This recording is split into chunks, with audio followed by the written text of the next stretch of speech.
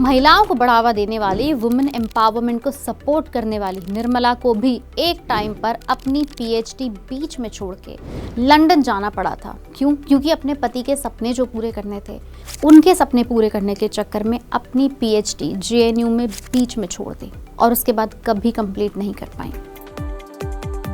18 अगस्त 1959 में मदुरई में इनका जन्म हुआ, एक तमिल ब्राह्मण फैमिली में, एक नॉर्मल मिडिल क्लास फैमिली में। उसी तरह से इन्होंने तमिलनाडु में ही अपनी स्कूलिंग करी, इनफैक्ट ग्रेजुएशन भी वहीं करी। इनकी जिंदगी बदली जब ये आई दिल्ली। इकोनॉमिक्स की स्टूडेंट होते हुए ये जेएनयू में इन्होंने एडमिशन लिया और वहीं पे मास्टर्स और एमफिल पढ़ने आई। इनकी कई स्टेटमेंट पर लोगों ने बोला कि इनको इकोनॉमिक्स की कहाँ नॉलेज है, इनको फाइनेंस मिनिस्टर क्यों बना दिया। लेकिन सच बताएं तो इन्हें इकोनॉमिक्स की खूब नॉलेज है, क्योंकि इतने साल इन्होंने इकोनॉमिक्स ही तो पढ़ी है। 1980 में तमिलनाडु से इन्होंने बीए इकोनॉमिक्स कंप्लीट किया। फिर 1984 में एमए इकोनॉमिक्स करने और एमफिल करने ये जेएनयू आई। वहाँ इनकी मुलाकात हुई पराकला प्रभाकर से, जो आंध्र प्रदेश से आए थे। 2 साल बाद 1986 में दोनों ने शादी कर ली और ये लंदन शिफ्ट हो गए, जिसकी वजह से निर्मला की ऑनगोइंग पीएचडी इकोनॉमिक्स बीच में छूट गई। अब निर्मला अपने पति के साथ लंदन पहुंच गई, लेकिन लंदन पहुंच के भी तो कुछ करना था, तो उन्होंने एक सेल्स वुमन का किरदार निभाया। इसके बाद इन्होंने बीबीसी में एक तमिल ट्रांसलेटर का काम किया और उसके बाद उन्होंने प्राइस वाटरहाउस में एक एनालिस्ट का भी काम किया।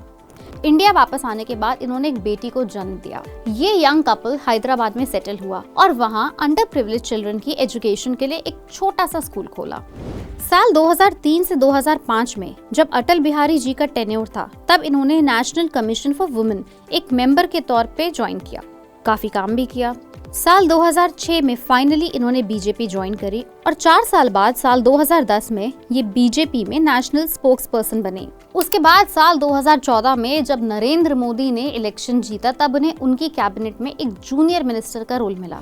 लेकिन इनकी असली किस्मत पलटी है साल 2016 में, जब इनको राज्यसभा में कर्नाटका की सीट से इलेक्शन लड़ने का मौका मिला। सिर्फ मौका मिला नहीं, इलेक्शन लड़ी नहीं, अच्छे वोट पाकर ये इलेक्शन जीती भी। ये बनी राज्यसभा की एक सिटिंग मेंबर। फिर आया 2017। सितंबर 3, 2017 में इन्हें भारत देश की दूसरी डिफेंस मिनिस्टर बनने का मौका मिला और इन्होंने अपने टेन्योर में successfully Balakot air strike head करी, पूरी की पूरी मैनेज करी, जिसको बहुत लोगों ने सराहा भी।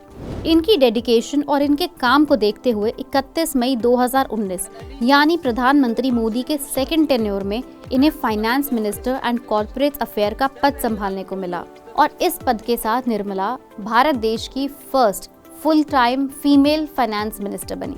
इन्होंने अपना पहला इंटरिम बजट प्रेजेंट किया 5 जुलाई को। निर्मला के हस्बैंड आंध्रा के चीफ मिनिस्टर चंद्रबाबू नायडू के कम्युनिकेशन एडवाइजर थे और सिर्फ हस्बैंड ही नहीं, इनके फादर इन लॉ एक सक्सेसफुल पॉलिटिशियन थे, जिन्होंने कई बार कांग्रेस लेड आंध्र प्रदेश गवर्नमेंट में मिनिस्टर की पोजीशन होल्ड की थी और इनकी मदर इन लॉ भी कांग्रेस में एमएलए रह चुकी हैं।